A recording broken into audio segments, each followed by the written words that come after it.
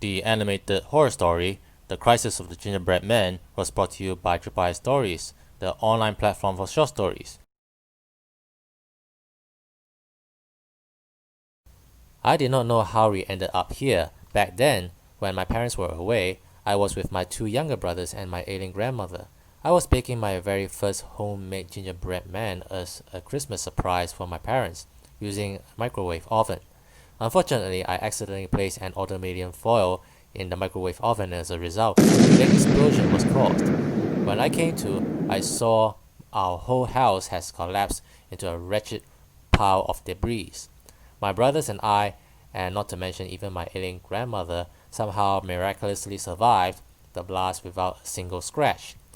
And we discovered that we were in some sort of wild natural environment filled with strange exotic flora.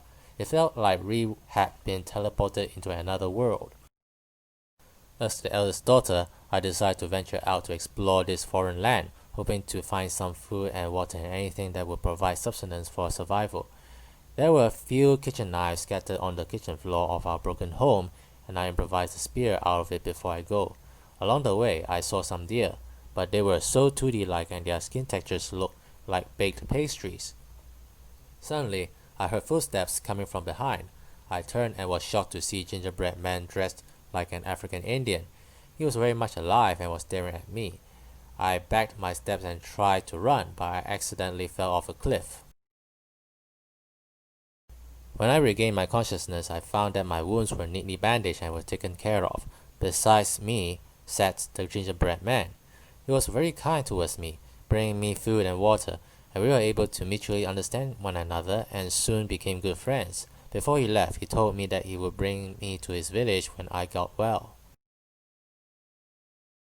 I immediately went to my home, which was in ruins, to tell my brothers and my grandmother about the news. But when I got there, they were nowhere to be seen. Then a distant voice calling me, "Big sis, over here!" I finally saw them from afar. I was surprised to see my grandmother standing up in great health, not bedridden anymore, and I saw the ground as well as my family members were covered in dark brown liquid. "You know what we had a lot around here?" "What, Grandma?" "Stabbing." Then I noticed there were piles of human-sized heads of gingerbread men.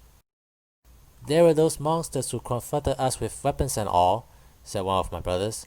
"Tim and I were very afraid, but Grandma leaped from her bed and pounced at one of those monsters like a tiger and tore one of its limbs and ate it whole. We all stared at Grandma, and as this is the first time we saw her like that scared those monsters away."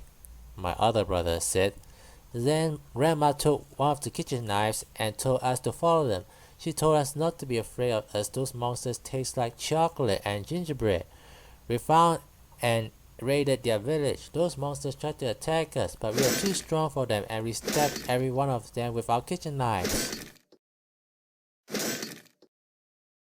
"Their blood was simply the most delicious chocolate I've ever tasted," said Grandma, as she grabbed the flesh of the gingerbread man and squeezed its juice into its mug. "No!" I cried, but that fell on deaf ears as he poured the dark liquid from her jug to her cup and drank it, trickling the dark brown liquid down her throat and all over her nightgown. That's the end of the story. Please feel free to upload your stories to my website and get free reviews.